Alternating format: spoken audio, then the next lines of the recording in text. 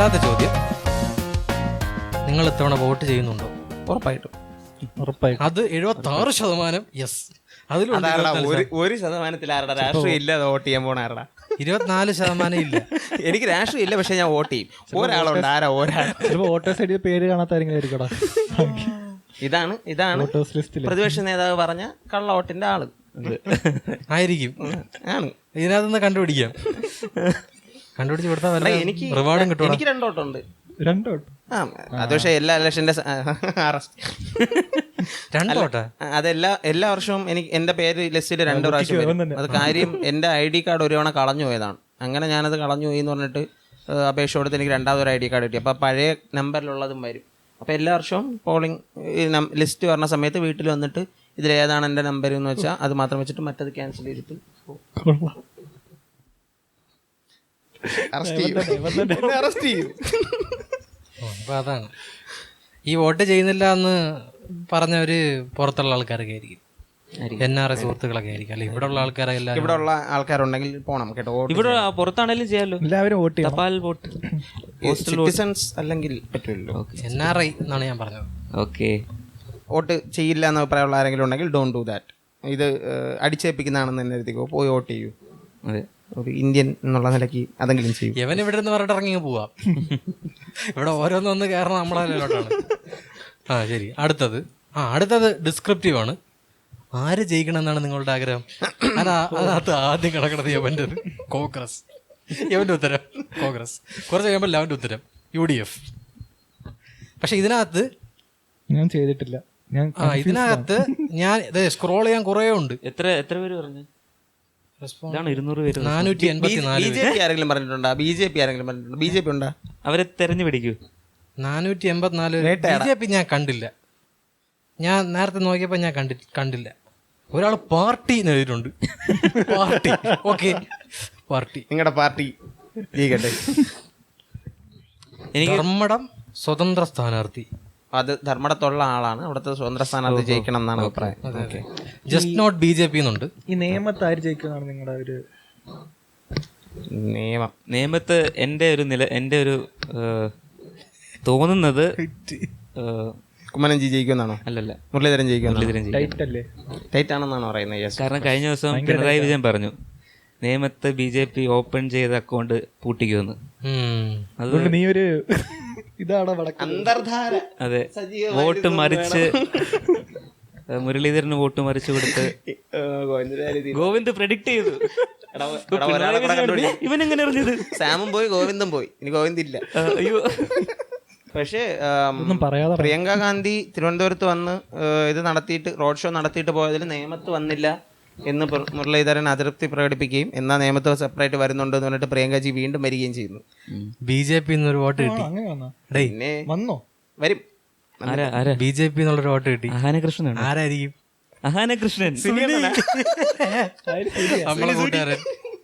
നമ്മളെ കൂട്ടുകാരൻ കട്ട BJP ആണ്. എനിക്ക് കോൺഗ്രസ് ജയിക്കണമെന്നാണ്. അത് കോൺഗ്രസിനുള്ള പ്രത്യേക സ്നേഹം കൊണ്ടൊന്നുമില്ല. ഫസ്റ്റ് ഓഫ് ഓൾ ഞാൻ ആം ആദ്മി സപ്പോർട്ടറാണ്. അടിപൊളി. എനിക്ക് ഇത് 2 ടേം ഒരേ പാർട്ടി ജയിക്കുന്നതോട് എനിക്ക് യോജിപ്പില്ല. കാരണം എൻ്റെ കാഴ്ചപ്പാടിൽ LDF UDF എല്ലാം ഒരേപോലെയാണ്. 2 പേരും ഇപ്പം UDFനെ വലതുപക്ഷം എന്നൊക്കെ വിളിക്കുന്നുണ്ടെങ്കിൽ അവരുടെ ഐഡിയോളജിയൊക്കെ സോഷ്യലിസ്റ്റിക് ആണ്. പക്ഷേ ഒരു പരിധി വരെ ആണെന്ന് പറയാം. പക്ഷെ തിരിച്ചാണെന്നാണ് എൻ്റെ ഒരു അഭിപ്രായം. LDF ആണെങ്കിലും കോർപ്പറേറ്റ് സപ്പോർട്ടഡും സപ്പോർട്ടിങ്ങും ആണ്. ഇപ്പം 2 പേരും തമ്മിൽ വ്യത്യാസമൊന്നുമില്ല.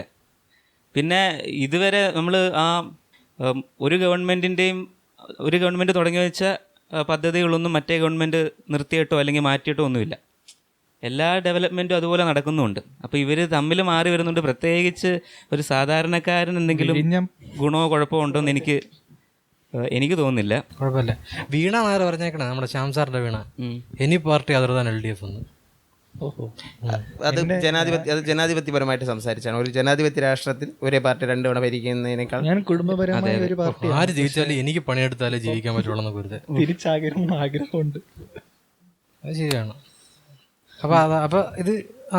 അതാണ് എൻ്റെ ഒരു അഭിപ്രായം എന്ന് പറയുന്നത് UDF ജയിക്കുകയും പക്ഷെ ഭയങ്കരമായ ഭൂരിപക്ഷം ഒന്നും പാടില്ല. മനസ്സിലായോ എന്ന് പറഞ്ഞാൽ 1-2 സീറ്റിന്റെ ഇതേ UDF ഉണ്ടാവാൻ ജയിച്ച മതി, അങ്ങനെ മതി എന്ന് പറഞ്ഞാൽ ഇനി എന്തെങ്കിലും കാണിക്കും. ഇപ്പം UDF ഇനി നല്ലൊരു ഇതിൽ ഭൂരിപക്ഷത്തിൽ ജയിക്കുകയാണെങ്കിൽ ഇത്രയും റിസ്ക് ഉണ്ടായിരുന്നിട്ട് നമ്മൾ ജയിച്ചു എന്നുള്ള ഓവർ കോൺഫിഡൻസ് വരും. അത് വരാതെ ചെറിയൊരു അതേപോലെയൊക്കെ വരണം എന്ന് പറഞ്ഞാൽ പേടിക്കണം, ഭരണാധികാരത്തിലിരിക്കുന്നവർ പേടിക്കണം, ഞങ്ങളുടെ സീറ്റ് ഉടനെ ഇലക്ഷൻ ന്യൂസ് കാണുന്നവർക്ക് ഒരു രസം വേണം. അതെ ശരിയാണ്. അല്ലാതെ മറ്റേപോലെ ഒരാളെങ്കിൽ ജയിച്ച് NDA അങ്ങ് ജയിച്ചങ്ങ് ഇല്ല, അത് 24 വെച്ചാൽ കയറാം. ആര് ജയിച്ചാലും 24-നകത്ത് ആഘോഷമാണ്. മറ്റേ പഞ്ചായത്ത് ഇലക്ഷന്റെ സമയത്തുള്ള ആ വീഡിയോ ഉണ്ടല്ലോ, അയ്യോ എന്തൊരു കിടിലം പരിപാടിയായിരുന്നത്. മധുവിനെ നിങ്ങൾക്ക് അറിയോ? എനിക്കറിയില്ല. എനിക്കും അറിയില്ല. അത് വൈറലായി. പിന്നെ അത് വൈറലായി.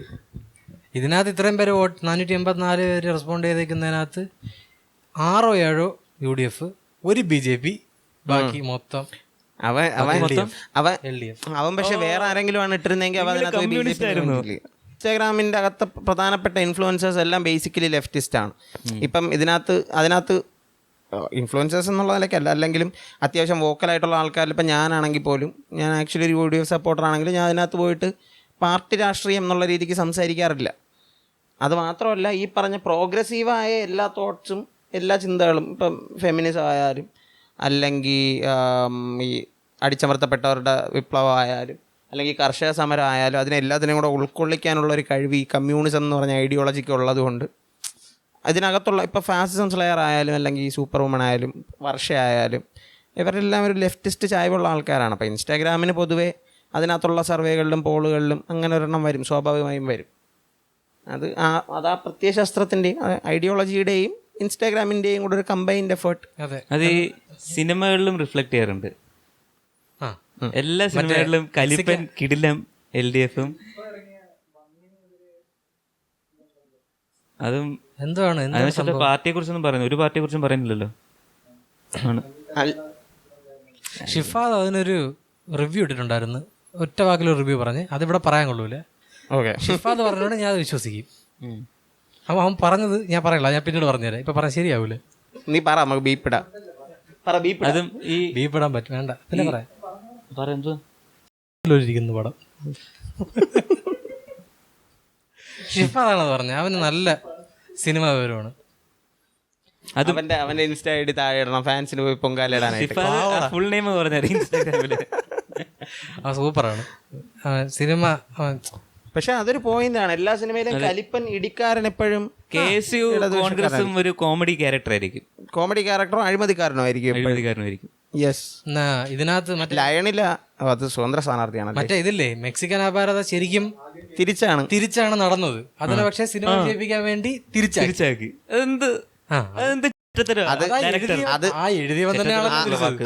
എഴുതിയോനല്ല, ആ യഥാർത്ഥ പ്രശ്നം ഉണ്ടാക്കിയോ അതിനകത്ത് അഭിനയിച്ചിട്ടുണ്ട്. താടി വെച്ചിട്ട് സിഐക്കകത്ത് കോരസാറിനെ കാണിക്കുന്നില്ലേ, ഉമ്മൻചാണ്ടി പോലെ തന്നെ ഇരിക്കുന്നു. ഉമ്മൻചാണ്ടി തന്നെ സത്യം. ആഷിഖ് അബു മനഃപൂർവ്വം ആണ്. അമൽ നീരത് അത് ശരിക്കിട്ട് കുത്തിയതാണ്. ഭരണ തുടർച്ചയിൽ നിങ്ങൾ വിശ്വസിക്കുന്നുണ്ടോ? അതിനകത്ത് 66% യെസും 34%. വിശ്വസിക്കാതിരിക്കാൻ തോന്നുന്നു. ഭരണ തുടർച്ച വരികയാണെങ്കിൽ പറ്റിച്ചെന്ന് പറയൂ നിങ്ങളല്ലേ? അല്ല, ഭരണ തുടർച്ച ഞാനിത് വിശ്വസിക്കുന്നില്ല. ഓ അല്ലല്ല, ചോദ്യം ഞാൻ ഉദ്ദേശിച്ചത് ആഗ്രഹിക്കുന്നുണ്ടോന്നാണ്. അങ്ങനെ വരുമെന്ന് വിശ്വസിക്കുന്നുണ്ടോ എന്നാണ്. ശരിയാണ്. ആ ക്വസ്റ്റ്യൻ ഇതുപോലെ മണ്ടൻ ക്വസ്റ്റ്യൻസ് 1-2 ഉണ്ട് കേട്ടോ. വേറൊരു കാര്യം ഞാൻ ചോദിക്കട്ടെ. മോദിജി ആദ്യം അധികാരത്തിൽ വന്ന സമയത്തെ അബ് കി ബാർ മോദി സർക്കാർ എന്ന് പറഞ്ഞിട്ടൊരു പരസ്യം ഉണ്ടായിരുന്നു, നിങ്ങൾക്ക് ഓർമ്മയുണ്ട്? ആ ഒരു വൈബ് എന്ന് പറഞ്ഞാൽ വർഗീയതയാണ് പറയുന്നത് എന്നല്ല, നോ. പക്ഷെ ആ ഒരു വൈബ് ഇപ്പോൾ LDFന്റെ എല്ലാ പരസ്യങ്ങളിലും എനിക്ക് ഫീൽ ചെയ്യുന്നുണ്ട്. പറഞ്ഞാൽ PR ഏകദേശം അതുപോലാണ് എന്ന് പറഞ്ഞിട്ട് ഒരു പ്രമുഖനായ ഒരു നേതാവ്, ഭയങ്കര ക്യാച്ചി ആയിട്ടുള്ളൊരു സർനെയിം, പിന്നെ എല്ലാ മേഖലകളിലും ഇൻഫ്ലുവൻസ് ചെയ്യുന്ന രീതിക്ക് ഭയങ്കര ക്യാച്ചി ആയിട്ടുള്ള കുറേ പരസ്യങ്ങൾക്ക് വേണ്ടി ഒരുപാട് കാശ് ചിലവാക്കുന്നു.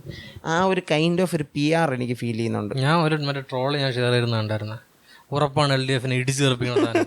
അത്ര ഉറപ്പാണെന്നുണ്ടെങ്കിൽ നേരെ ഇലക്ഷൻ നിന്നാൽ പോരെ, എന്തിന് ഇത്ര പരസ്യം ഇടുന്നു? പരസ്യം ഭയങ്കര രസമാണ്. തുണ്ട് കാണാൻ കയറിയപ്പോൾ അതിനകത്ത് വരെ പരസ്യം. ഉറപ്പാണെന്ന് എനിക്കറിയാം. ഉറപ്പ് പോയി, തിരിച്ച് മണ്ണ് പോയി.